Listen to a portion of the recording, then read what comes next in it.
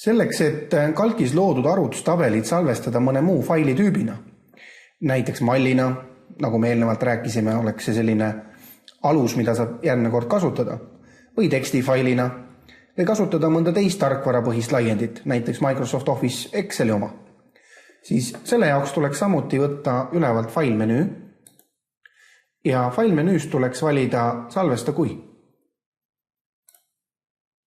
Nüüd avanenud aknas on kõik väga sarnane eelnevalt räägitud salvestamisele. Erinevus on siis ainult selles, et te saate valida salvestustüübi.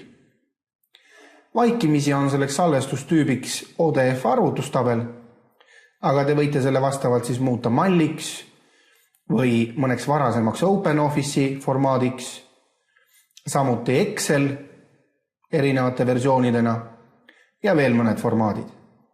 Mina näiteks toon teile näite selliselt, et valin just Excel 97–2003 formaadi. Kui soovitud asukoht on paigas, faili nimi on paigas, siis salvestustüüp ka, klõpsan salvesta.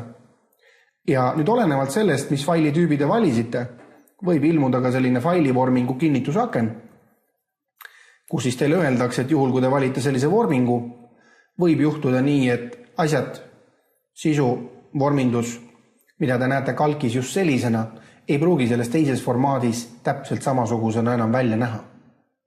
Nii et siin on selline hoiatus, aga reeglina võib öelda, et kui meil on tegemist tavalise arvutustabeli lihtsamate valemite paigutusega, siis need erinevused ei tohiks väga suured olla, aga mida te kindlasti võite teha, on nii-öelda salvestada ja siis võrrelda, et kas see erinevus on teile vastuvõetav.